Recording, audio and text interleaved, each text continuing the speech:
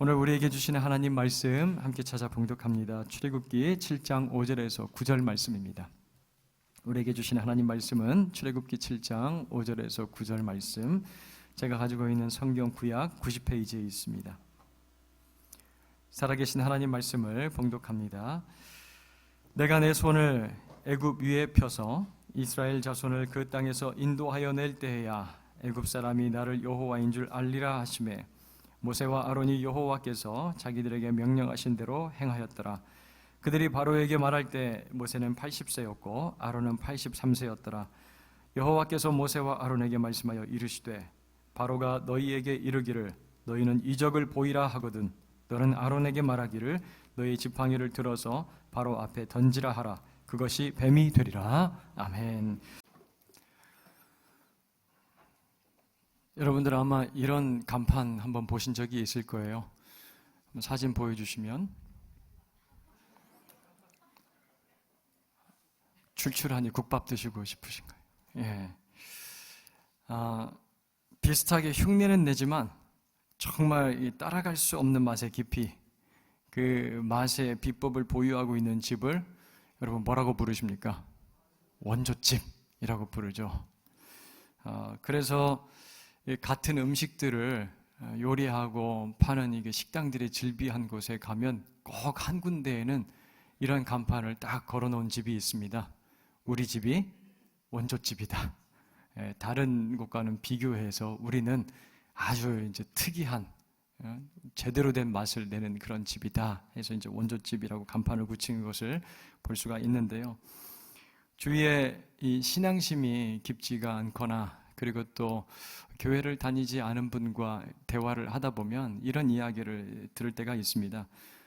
종교가 다 거기 아닙니까? 이런 이야기예요.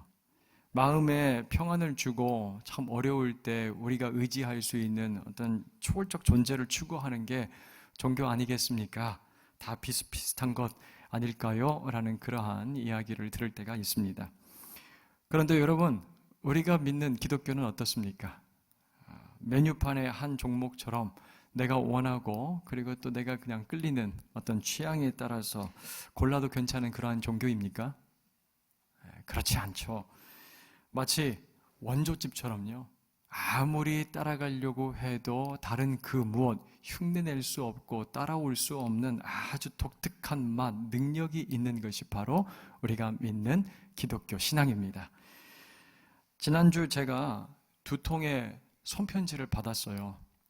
요즘 시대에도 이렇게 정성스럽게 손으로 직접 편지를 써서 보내시는 분이 계시는구나 라는 생각을 하면서 감동받을 준비를 하면서 봉투를 딱 열었습니다. 그런데 이 편지 내용이 2개가 똑같은 거예요.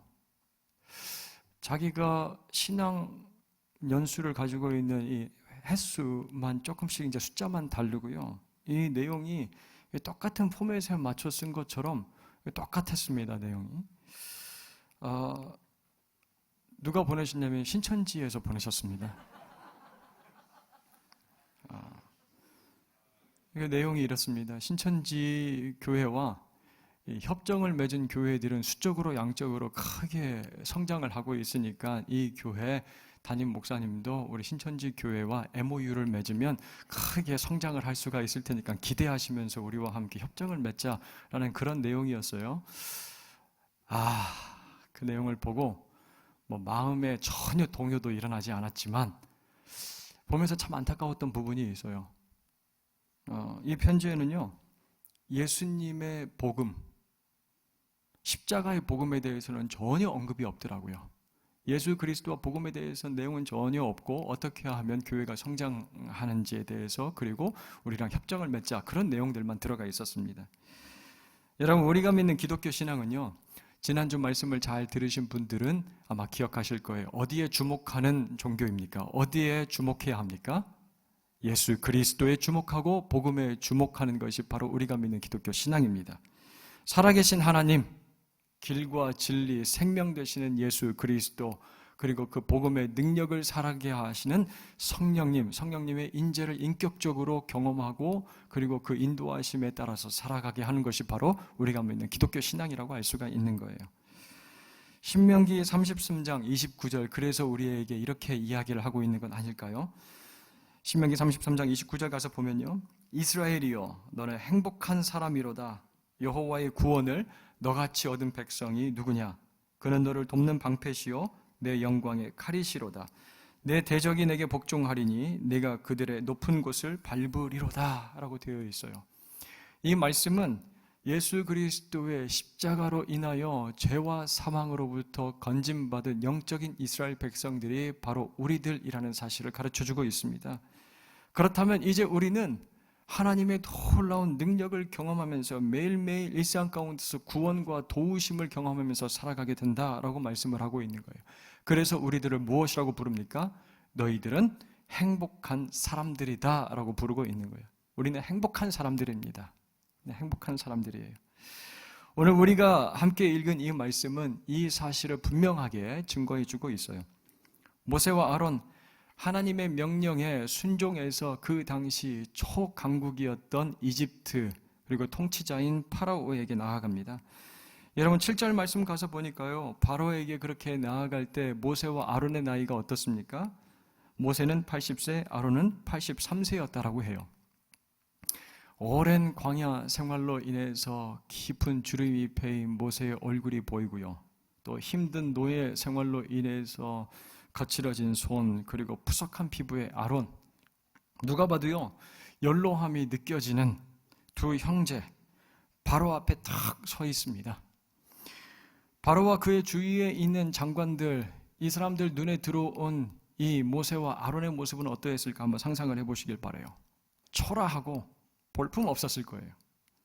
이들이 도대체 무엇을 할 수 있단 말인가? 이 연로한, 이 늙은 두 늙은이가 내 앞에서 도대체 무엇을 할 수 있단 말인가? 뭘 해도 시시할 거야 라는 생각이 들었을 거예요. 모세와 아론, 그들의 눈에 굉장히 우습게 보였을 겁니다. 또 이들이 믿고 있는 하나님은 어떤 분이시죠? 바로와 이집트 사람들 눈에 어떻게 보이는 여호와일까요? 자기 백성을 400년 동안이나 노예로 방치한 신, 애굽에 세련된 여러 신들과 비교해 봤을 때 여호와라는 신은요 굉장히 열등하게 보였을 겁니다. 하지만 오늘 말씀, 바로에게, 그리고 이 장면을 바라보는 우리들에게 하나님이 누구신지를 정확하게 보여주고 있는 거예요. 애굽의 신들입니다. 그럴듯해 보여요. 하지만 눈속임으로 포장이 되어 있는 신들과는 비교할 수 없는 하나님, 하나님이 어떠한 능력을 가지고 계시는지, 하나님 그분이 누구신지 우리에게 분명히 보여주고 있는 말씀이 오늘 본문의 메시지라는 말씀입니다. 오늘 이 말씀을 통해 그 무엇과도 그 누구와도 비교할 수 없는 우리 하나님의 놀라운 능력의 원조가 누구인지를 저와 여러분들 모두가 경험하고 돌아갈 수 있게 되기를 주님의 이름으로 축원합니다. 모세, 광야에서 40년 동안 숨어 살아가고 있어요. 그런데 하나님께서 갑자기 나타나셔서 그에게 거부할 수 없는 사명을 주고 계시죠. 어떤 사명입니까? 명령을 듣고 애굽으로 돌아가서 이제 애굽 왕 바로 앞에 서게 되는데요. 5장 1절을 가서 보시죠. 엄청난 임무를 띠고 바로 앞에 서서 지금 모세가 하고 있는 이야기입니다. 5장 1절. 그 후에 모세와 아론이 바로에게 가서 이르되 이스라엘의 하나님 여호와께서 이렇게 말씀하시기를 내 백성을 내보내라. 내 백성을 보내라 라고 그렇게 외치고 있어요. 하나님 명령에 순종해서 담대하게 외쳤습니다. 그런데 모세 이 말에 여러분 바로가 어떻게 반응을 하고 있는지 잘 알고 계시죠? 굉장히 당황스럽습니다. 출애굽기 5장 2절 말씀을 가서 보니까요, 바로가 이렇게 이야기합니다. 바로가 이르되 여호와가 누구이기에 내가 그의 목소리를 듣고 이스라엘을 보내겠느냐? 나는 여호와를 알지 못하느니 이스라엘을 보내지 아니하리라. 여러분 지금 바로가 뭐라고 이야기합니까? 그래서 뭐? 어쩌라고? 이렇게 이야기하는, 내가 여호와가 누군 줄 알고 그 소리에 신경을 써야 되는데 내가 알지도 못하는 여호와가 이야기한다고 해서 뭐 반응을 보여야 되는 거야? 무시하는 거예요? 그리고 오히려 이스라엘 백성들 이 사건을 통해서 더 심한 아주 중한 노동에 시달리게 되는 모습을 볼 수가 있어요. 자, 이러한 사건을 경험을 하고요, 모세가 하나님 앞에 나아가 따지기 시작합니다. 하나님, 도대체 왜 그러셨습니까? 이렇게 될 것 하나님 아셨음에도 불구하고 나를 바로에게 왜 보내셨어요? 그러면서 하는 말이 5장 23절 말씀이에요. 제가 쉬운 성경으로 읽어드리겠습니다. 제가 바로에게 가서 주님의 이름을 말한 뒤로는 그가 이 백성을 더욱 괴롭히고 있습니다. 그런데도 주님께서는 주님의 백성을 구하실 생각을 전혀 하지 않고 계십니다. 여러분, 뉘앙스가 느껴지세요? 어떤 톤으로 모세가 이렇게 하나님께 따졌을까요? 하나님, 왜 그러세요? 투덜거리는 거예요. 서운함을 막 그대로 표출하는 겁니다. 하나님께 나 완전히 속은 것 같은 느낌이에요. 배신당한 것 같다고요. 넋두리 하는 것처럼 들려요. 필립 얀시의 베스트셀러 중에 하나가 이러한 제목의 책입니다. 하나님, 당신께 실망했습니다. 갑작스럽게 인생에 찾아온 여러 가지 힘들고 고통스러운 일들로 인해서 낙심하고 있는 이들이 이렇게 고백한다는 거예요.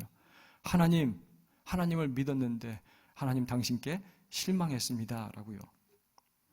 모세도 자기가 기대했던 상황과는 너무나 다른 모습, 결과가 이제 펼쳐지니까요, 하나님 앞에 지금 이렇게 이야기를 하고 있는 거예요. 하나님, 대실망이에요. 크게 실망했습니다.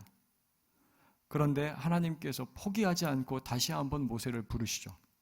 또 바로에게 나아가라 명령을 하세요. 그런데 이번에 하나님께서 주시는 명령에는 뭔가가 좀 다르다는 것을 우리가 발견할 수가 있어요.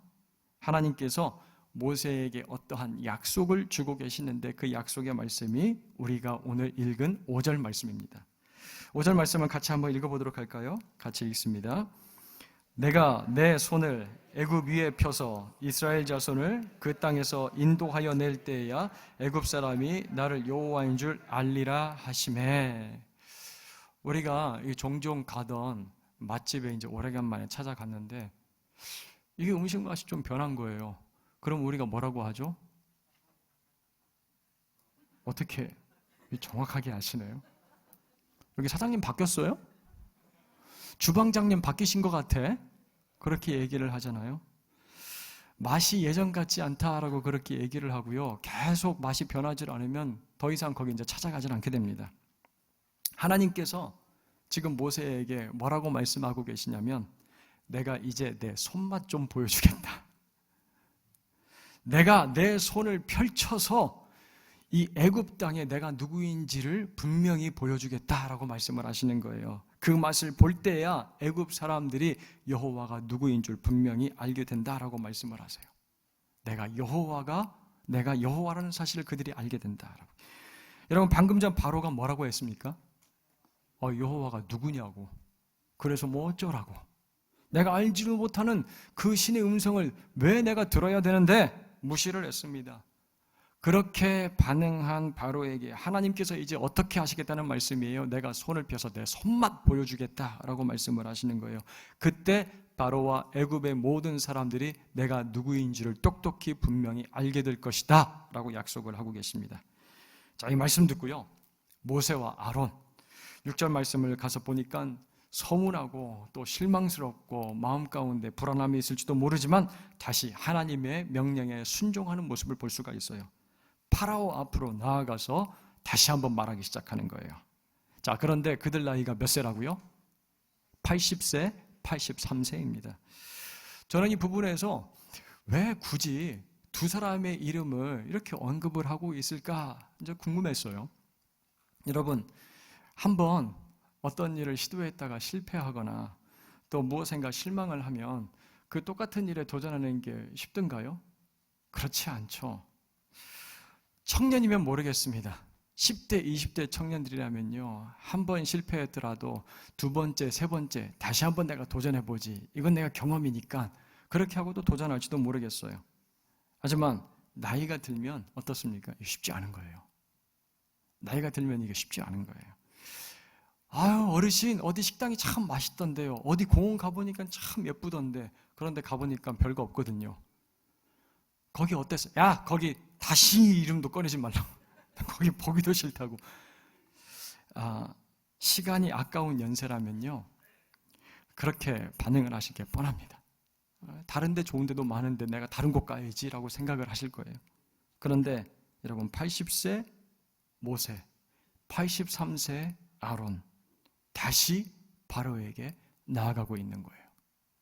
하나님이 주신 새로운 약속의 말씀을 붙들고 마음을 강하게 하고 담대히 하고 마음을 변화시켜서 다시 한번 하나님의 명령에 순종해서 파라오 앞으로 나아가고 있는 모세와 아론의 모습을 우리가 보게 된다는 말씀이에요. 사랑하는 우리 새안의 믿음의 지체 여러분들, 우리에게도 이런 한계를 뛰어넘는 하나님 말씀에 순종하는 믿음의 결단과 담력이 회복되기를 주님의 이름으로 축원합니다. 말씀하시면 나아가는 거예요. 나이와 상관없이, 우리의 환경과 상관없이요. 자, 다시 이집트 궁전으로 들어가 바로 앞에 선 이 두 사람. 이제 그 두 사람을 바라보고 있는 바로와 신하들 눈빛에서 무엇을 느낄 수가 있어요? 경멸하고 조롱하고, 아니 노골적으로 시선을 아주 무시하면서 바라봅니다. 그리고 모세와 아론의 귀에 들려오는 이 파라오의 소리가 있는데요. 그것이 무엇입니까? 바로가 지금 이렇게 이야기하고 있는 거예요. 너희는 이적을 보이라. 너희는 이적을 보이라. 라고요.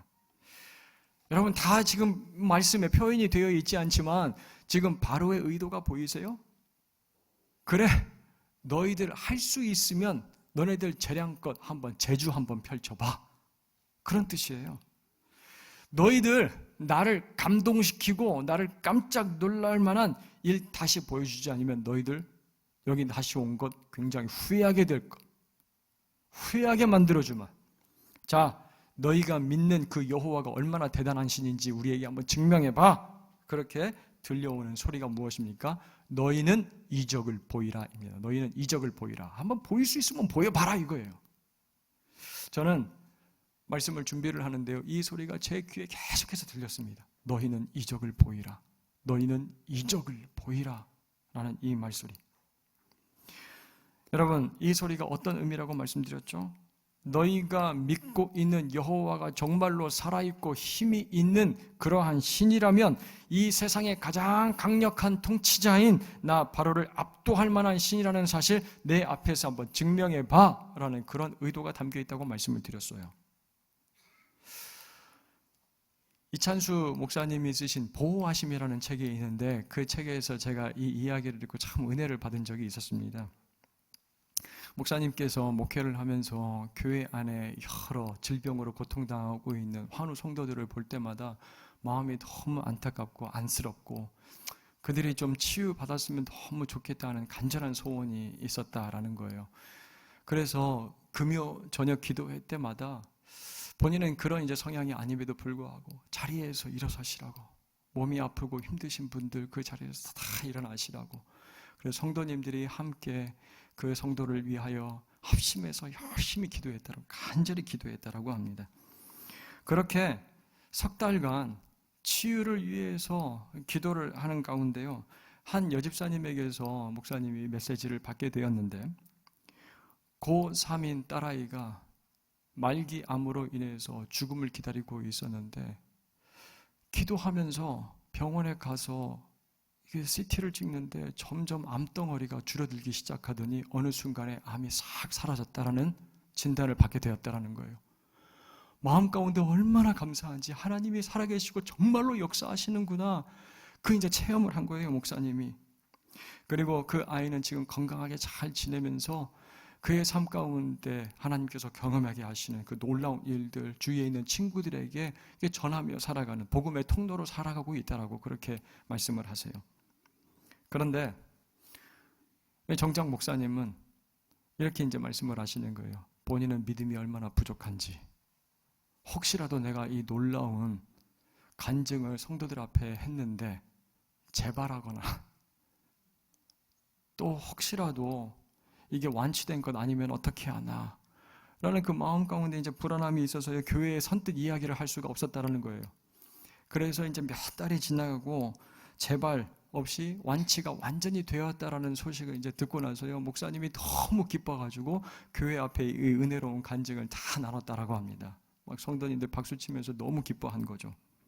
그런데 그런 간증을 한 그 주에 목사님이 예수를 믿는다는 한 종합병원의 모 의사에게서 항의 메시지를 받았다라는 거예요. 항의 메시지가 이렇습니다. 목사님들이 그런 식으로 설교를 하시니까 환자들이 치료의 때를 놓치고 힘들고 어려운 상황 가운데 와서 아주 고통을 당하는 모습을 우리가 보게 됩니다. 그러면서 뒤에 이렇게 이제 메시지를 마무리하고 있다는 거예요. 나는 기도만 해서 병 고친 사람 지금까지 한 번도 본 적 없습니다. 나는 지금까지 기도해서 병 고친 적 한 번도 본 적이 없어요. 라고 그렇게 딱 마무리를 했다는 거예요. 그래서 목사님이 정중하게 이렇게 다시 답장을 보냈다라고 합니다. 선생님, 감사합니다. 기도만 해서 병 고칠 수 있다고 주장하지 않도록 제게 좋은 균형 감각을 허락해 주셔서 참 감사합니다. 저도 물론 기도만으로 모든 질병을 고칠 수 있다라고 그렇게 가르치는 사람은 아닙니다. 하지만 선생님, 예수 믿는 사람으로서 난 한 번도 기도로 병 고친 것을 본 적이 없다라는 것 자랑하지 마십시오. 나는 예수 믿는 사람으로서 한 번도 기도로 병 고친 적 본 적이 없다라는 것 자랑하지 마십시오. 라고 그렇게 아주 겸허하지만 자신감 있게 답장을 보냈다라고 그렇게 이야기를 하고 있어요. 여러분, 어떻게 이렇게 답장을 보낼 수가 있었을까요? 목사님 경험하셨으니까. 하나님께서 어떻게 놀라운 일들을 행하시는지 그걸 경험했으니까 이렇게 답장을 보냈던 거예요. 여러분, 오늘 바로의 소리, 너는 이적을 보이라. 너는 이적을 보이라. 여러분, 이 말이, 이 소리가 여러분들 귓가에 어떻게 들리세요? 당신들이 믿고 의지하는 여호와, 그가 과연 누구인지 나에게 알게 하라. 그에게 어떠한 힘과 능력이 있는지 우리에게 한번 보여줄 수 있겠니? 라는 소리로 여러분들 귓가운데 들리지 않으세요? 요청으로 들리지 않습니까? 그때 우리는요, 어떻게 대답할 수 있을까요? 그러한 소리 앞에서 우리는 어떻게 대답할 준비가 되어 있는가요? 마치 이 항의 편지를 보낸 의사와 같이 나는 한 번도 기도로 병 고친 것 본 적이 없습니다. 그렇게 대답하고요, 바로 앞에서 허탈하게 뒤돌아서 나온다면 하나님 앞에서 얼마나 안타까운 모습이겠습니까? 아빠, 엄마, 말씀에 순종하면서 살아갈 때 얼마나 놀라운 일들이 우리의 삶 가운데 펼쳐지는지 우리에게 좀 이적을 보여주세요. 우리 자녀들이 우리에게 부탁하면 어떻게 말할 것입니까? 목사님, 장로님, 권사님, 집사님, 교회를 사랑으로 헌신으로 섬길 때 우리 교회 안에 얼마나 놀라운 부흥이 일어나는지 그 이적을 한번 보여주세요. 라고 우리 다음 세대가 우리들에게 부탁할 때 우리는 뭐라고 대답할 수가 있을까요? 교회요, 그리스도인들이요, 복음이 이 어두운 세상에 비출 때 어떤 놀라운 일이 일어나는지 우리에게 그 이적을 한번 보여주십시오. 세상이 우리에게 부탁을 할 때 우리가 뭐라고 대답을 할 수가 있을까요? 여러분, 우리가 이 소리를 그냥 지나치지 않게 되기를 간절히 소원합니다. 너희는 이적을 보이라, 이적을 보이라. 이 소리를 무시하고 그냥 우리가 지나쳐버릴 때가 있는 것 같아요. 능력을 경험하지 못하고 증거하지 못해서 교회와 그리스도인들이 우리가 믿는 하나님이 누구신지를 담대히 말하지 못할 때가 있습니다. 사랑하는 여러분, 우리에게 들려오는 이 소리, 너희의 이적을 보이라, 너희의 이적을 보이라. 이 소리에 우리가 위축되지 않고 긴장하지 않고 오히려 이 기회를 통하여 우리가 믿고 신뢰하고 따르고 의지하는 우리 여호와 하나님이 누구신지를 똑똑히 세상을 향하여 증거하며 살아가는 축복의 통로로 살아가는 저와 여러분들 모두가 되길 주님의 이름으로 축원합니다.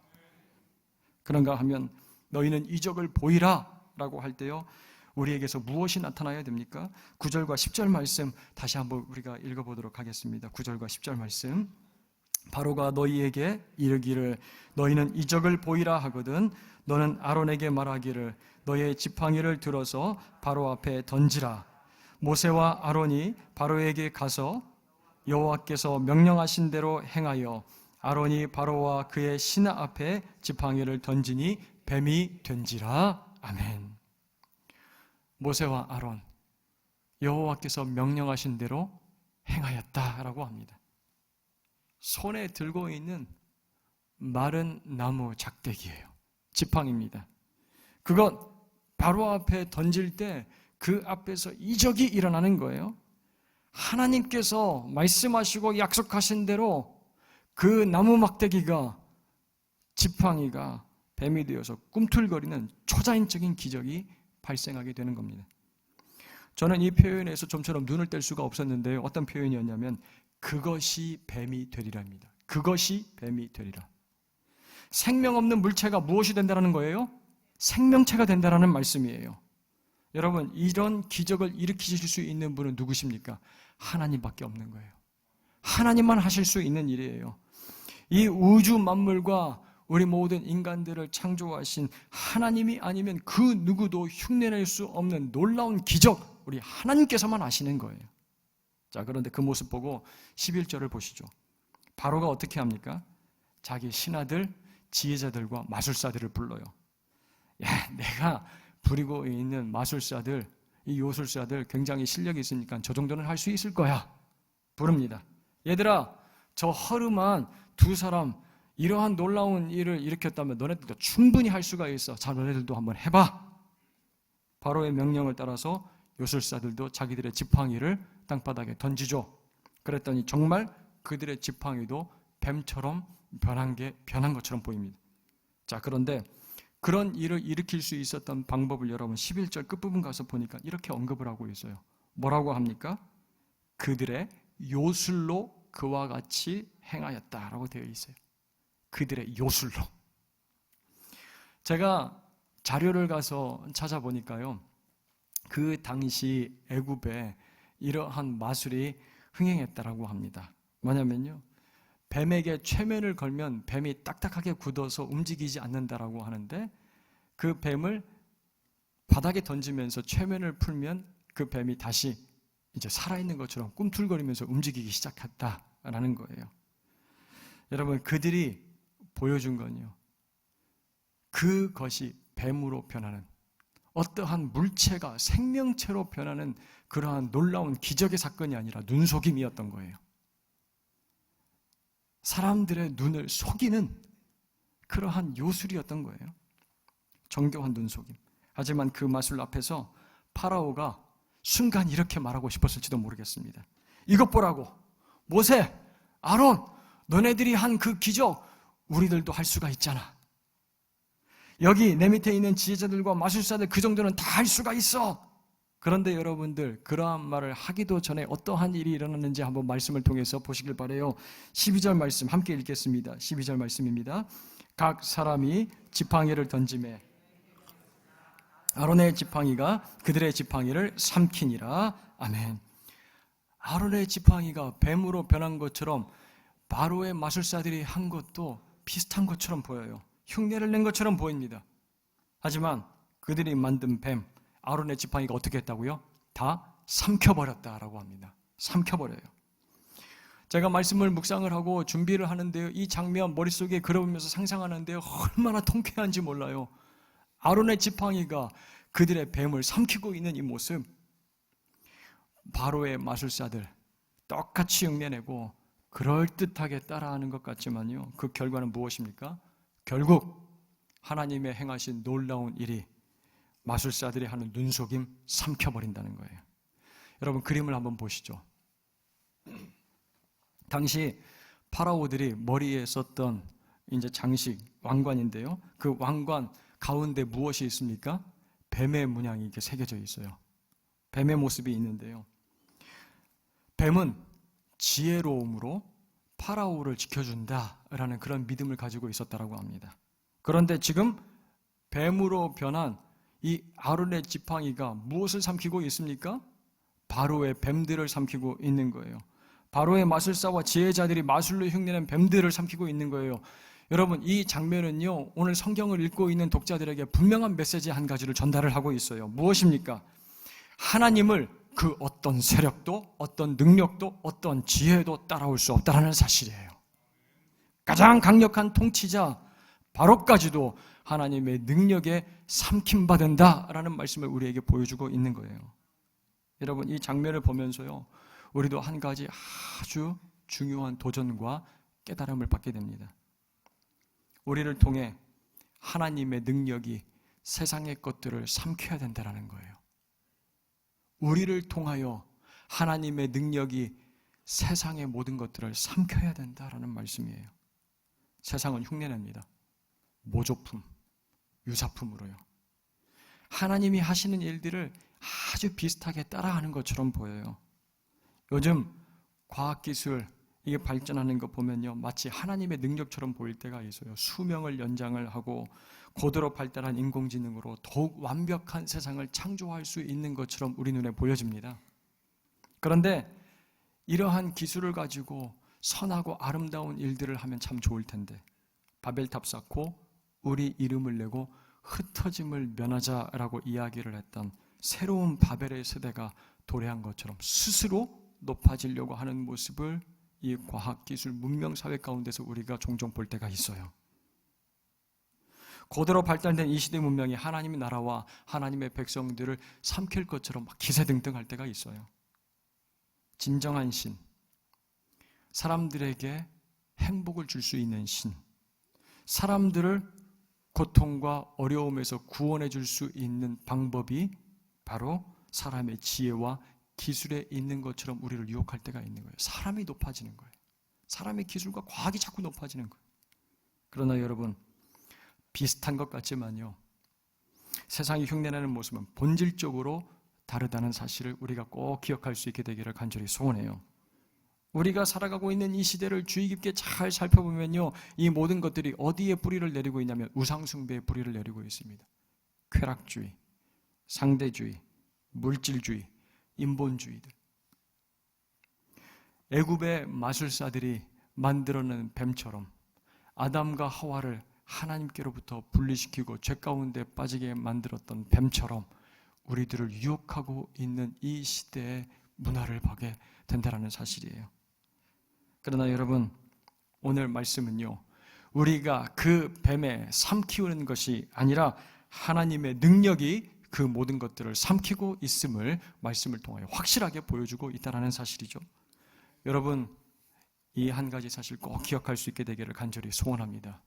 세상의 지혜와 눈속임이 하나님의 능력을 비슷하게 흉내내는 것처럼 보여요. 하지만 결국 하나님의 나라와 하나님의 백성들이 그것을 오히려 삼켜야 된다는 말씀이에요. 우리가 능력을 가지고 세상을 삼키면서 살아가야 된다는 말씀입니다. 그러한 맥락에서 우리가 오늘 말씀에서 다시 한번 주목하게 되는 부분이 있죠.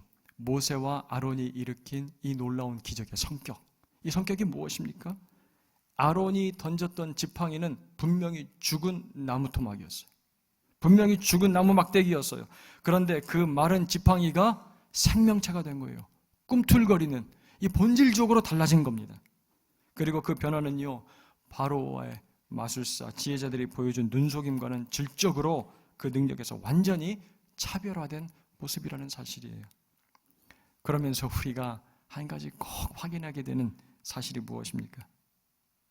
아무리 허름하고요, 아무리 볼품이 없다 할지라도 맛으로 승부해서 이기는 곳이 어디입니까? 원조집. 맛으로 승부하면, 그리고 그 맛으로 이기면요, 그곳이 원조집이라는 거예요. 아무리 화려하게 간판을 건다 할지라도, 그리고 아무리 광고 전단지를 뿌린다 할지라도요, 맛의 오리지널리티, 그 깊이를 가지고 있으면 그곳이 원조집이라는 말씀이에요. 그렇다면 세상 앞에서 우리가 드러내야 될 기적이 무엇입니까? 이적이 무엇이에요? 우리 기독교가 구현해야 되는 원조가 무엇입니까? 선행일까요? 교회가 과학을 발전시키고 의료센터를 많이 지어야 됩니까? 이러한 일들도 우리가 감당해야 될 아주 중요한 사역들이에요. 하나님께서 우리에게 물질도 주시고 사람도 주시고 재원도 주시면, 달란트도 주시면 우리가 이러한 일들을 꼭 감당을 해야 됩니다. 그런데 세상을 삼키고 압도해야 하는, 우리가 본질적으로 회복해야 되는 이 원조 능력이 무엇입니까? 여러분, 복음의 능력이에요. 복음의 생명력이에요. 복음을 회복할 때 세상을 삼키게 된다는 말씀이에요. 영적으로 죽은 이들을 살려내는 생명의 사역들이 교회를 통해서 일어나야 된다라는 말씀. 예수님을 만난 후에 죽은 막대기 같았던 인생들이 새로운 생명을 되찾고 회복되어서 이 땅을 향하여 담대하게 나아가는 그 모습 교회에서 나타나면 그 교회가 원조집 맛으로 승부하면서 이기는 모습이 된다라는 말씀이에요. 저희 가정에 갑작스럽게 어려움이 찾아온 적이 있었습니다. 제가 우리 교회 청빙을 받고 설교를 하기 위해서 한국에 방문을 했는데요. 이렇게 설교를 준비하고 있는 동안에 미국에서 아내로부터 전화를 받게 되었습니다. 암 진단을 받았다고, 자기가 암에 걸렸다고 전화기 너머로, 수화기 너머로 들려오는 음성을 제가 들었습니다. 참 당황했어요. 어떻게 치료가 진행될지 의사를 만나봐야 된다는 소식을 듣게 됐어요. 그리고 수술과 이제 치료를 시작을 하게 되었는데 우리 두 부부가 한 가지 결단한 게 있어요. 그때 어차피 겪어야 될 고통이라면 이 시간을 그냥 고통으로 채워넣지만 말자. 그냥 이 시간을 고통으로 채우지 말고 하나님께서 주시는 은혜로, 감사로 이 시간들을 한번 채워보자라고 그렇게 결단을 하고 기도를 하기 시작했어요. 그리고 우리 딸 예지가 앞으로 살아가면서 여러 가지 힘들고 어려운 일들을 경험하게 될 텐데 그때 시간을 어떻게 보내야 되는지 부모로서, 신앙으로서 한번 잘 보여주고 교육시키자라는 마음에 결단이 생긴 거예요. 그때부터 아내는 포스트잇에다가 하나님께서 주신 은혜의 말씀을 다 기록을 해서 여기저기 눈에 보이는 곳마다 다 붙이기 시작했고요. 말씀을 암송하고 매일매일 감사한 그 제목들을 다 적어서 감사 노트에다가 다 적었습니다. 그리고 매일 저녁마다 모든 가족이 함께 모여서, 한 가족이 함께 모여서 기도하고 말씀 나누고 하나님께서 우리의 삶을 어떻게 인도하실지 함께 대화도 하고 예배를 드렸어요. 그리고 하나님의 은혜로 치료를 잘 마쳤어요. 완성적으로. 그리고 우리 세안교회에 오게 되었는데요. 이제 세안교회 오게 되기로 결정한 다음에 저희 결정에 주위에서 많은 분들이 이러한 이야기를 이제 하기 시작하는 거예요. 목사님과 사모님은 하나님께서 사명 주시고 한국으로 가게 하시니까 뭐 가야 될 텐데 예지는 어떻게 하시려고? 이제 1살 때 미국 와서 고등학교 학생이 다 됐는데 한국 들어가서 다시 적응하려면 많이 힘들 텐데 예지 걱정을 안 해보셨어요? 그렇게 이제 물어보시는 거예요. 미처 아이에게 이 부분에 대해서 진지하게 물어보지 못한 그 미안함도 있고요. 그리고 불안한 마음에 딸에게 물어봤어요. 예지야, 우리 가족이 이제 한국으로 가기로 결정하고 곧 떠나게 될 텐데 괜찮겠어? 다들 성도님들이 너 걱정하던데 너는 어때? 그때 딸아이가 저희 부부에게 이렇게 대답을 하는 거예요. 엄마 아빠, 제가 엄마 아빠 힘들 때 어떻게 하는지 옆에서 봤잖아요. 엄마 아빠 힘들고 어려울 때 어떻게 하는 거 내가 봤잖아요. 그렇게 하면 되잖아요. 그렇게 하면 되잖아요. 예지의 대답이 저희 부부에게는 큰 기적의 음성처럼 들리는 거예요. 아우, 얘가 우리에게 이적을 보여주는구나. 얘가 우리에게 이적을 보여주는구나. 그리고 예지의 대답 덕분에 한결 가벼운 마음으로 하나님의 부르심 가운데 순종하고 이곳으로 오게 되었어요. 교회에서 저 닮은 여자아이가 막 뛰어다니면 제 딸이거든요. 얼굴 보세요. 걱정의 기색이 혹시라도 있는지, 얼마나 좋아서 뛰댕기는지 너무 감사해요. 어제 말씀 준비하는데 이 모습이 자꾸 기억이 나는 거예요. 그리고 기도했습니다. 그렇습니다. 주님, 우리가 예수 그리스도의 제자로서, 하나님 나라의 백성으로서, 그리스도인으로서, 교회로서 내 자녀와 남편과 아내, 부모님들을 향하여, 그리고 이웃을 향하여, 이 세상을 향하여 보여줄 수 있는 기적을 경험하게 하여 주시옵소서. 아니, 우리의 삶이 이적되게 하여 주시옵소서. 사랑하는 우리 세안의 믿음의 지체 여러분들, 복음의 능력을 회복하고 경험하는 저와 여러분들 모두가 되길 주님의 이름으로 축원합니다. 바로에게서 이러한 소리가 들려올 때가 있어요. 너희의 이적을 보이라. 그때 우리 손에 들려있는 마른 지팡이와 같은 그 모습, 하지만 하나님의 약속을 기억하며 바로 앞으로 던질 수 있게 되기를 간절히 소원해요.